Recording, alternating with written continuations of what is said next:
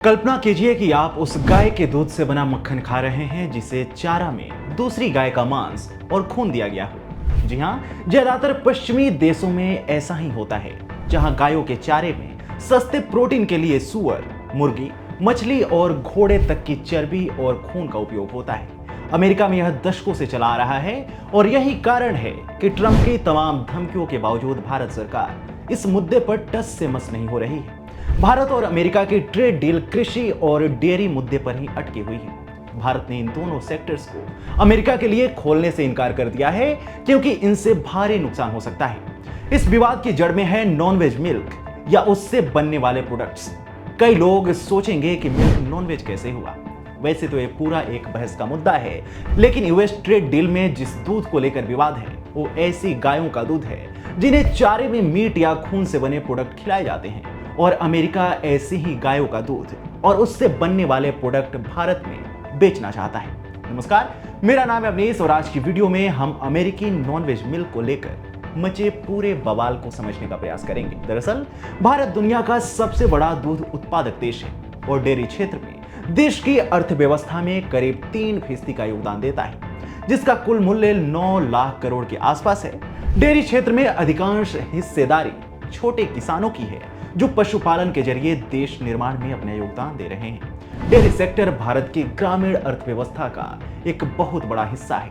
यह क्षेत्र देश के 1.4 अरब से ज्यादा लोगों की रोजाना की जरूरतों से जुड़ा है और 8 करोड़ से ज्यादा लोग, खासकर छोटे किसानों को रोजगार देता है।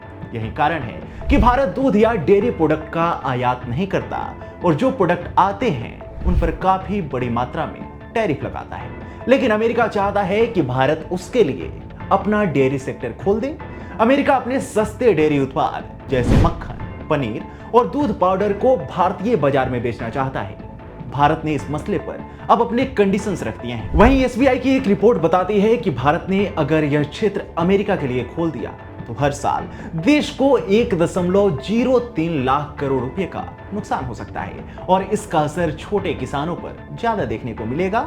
हालांकि धार्मिक भावनाओं का हवाला देते हुए भारत ने इस मसले पर हाथ खड़े कर दिए हैं। भारत इस बात पर जोर दे रहा है कि अगर अमेरिका से ऐसा कोई भी मिल्क प्रोडक्ट भारत आता है तो उस पर ऐसा सर्टिफिकेट भी होना चाहिए जिसमें साफ किया गया हो कि ये दूध उन गायों से आता है जिन्हें मांस या खून से बने चारे नहीं खिलाए गए हैं। धार्मिक और सांस्कृतिक संवेदनशीलता के कारण भारत ऐसी सूचना को अपने उपभोक्ताओं की सुरक्षा के लिए कभी भी समझौता न किए जाने वाला रेड लाइन मानता है।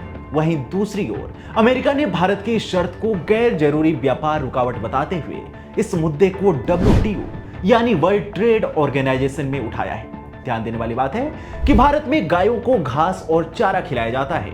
इसके साथ साथ और भी कई चीजें खाने के तौर पर दी जाती हैं, लेकिन अमेरिका में इसका उपयोग बहुत ही कम है। वहां चारे में सस्ते प्रोटीन के तौर पर सुअर, मुर्गी, मछली या घोड़े की चर्बी खिला दी जाती है। इसी वजह से भारत उसके डेयरी प्रोडक्ट्स को नहीं लेना चाहता है। अमेरिका ने इस मामले पर कहा है कि भारत ट्रेड डील में बेवजह की दिक्कत पैदा कर रहा है। भारत अमेरिका दोनों देश ट्रेड डील को संभव बनाने के लिए काम कर रहे हैं, जिसका उद्देश्य एक समझौते तक पहुंचना और 2030 तक द्विपक्षीय व्यापार को 500 अरब डॉलर तक बढ़ाना है।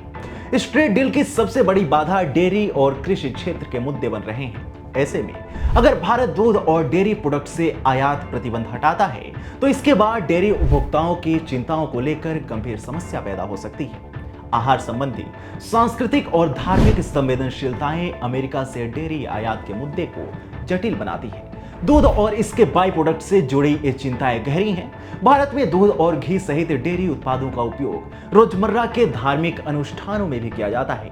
इन्हें महज व्यापारिक बाधाओं के रूप में खारिज नहीं किया जा सकता, क्योंकि ये आहार प्रतिबंधों, पारंपरिक प्रथाओं और आस्था को प्रभावित करती है। एक अमेरिकी अखबार ने एक रिपोर्ट प्रकाशित की जिसका टाइटल था cattle feed in often a sum of animal parts, यानी मवेशी चारा अक्सर जानवरों के अंगों का मिश्रण होता है। अमेरिकी अखबार की रिपोर्ट में ऐसा कहा गया कि गायों को अभी भी ऐसा चारा खाने के लिए दिया जाता है जिसमें सुअर, मछली, मुर्गी, घोड़े, यहाँ तक कि बिल्लियों या कुत्तों के अंग भी शामिल हो सकते हैं। यहाँ मवेशी प्रोटीन के लिए सुअर और घोड़े के खून और जानवरों के फैट्स को खाना जारी रख सकते हैं। कुछ मामलों में मुर्गी के कूड़े, गिरा हुआ चारा पंख और उनके बीट तक को भी गायों को खिलाया जाता है।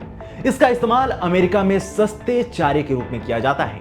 ANI की एक रिपोर्ट कहती है कि भारत ने उन डेयरी उत्पादों के आयात पर सख्ती से प्रतिबंध लगा रखा है जो वैसे गायों से बनती हैं जो आहार के रूप में दूसरे पशुओं के अंगों से बने प्रोडक्ट खाती हैं। ऐसे में भारत अमेरिका व्यापार वार्ता में डेयरी को लेकर चल रही ऐसी चीजों को लेकर क्या स्थिति बनती है, इस पर आने वाले कुछ ही दिनों में पता चल जाएगा। इस मुद्दे पर आपकी क्या राय है, हमें कमेंट सेक्शन में जरूर बताएं। साथ ही वीडियो को लाइक करें और चैनल को सब्सक्राइब करें।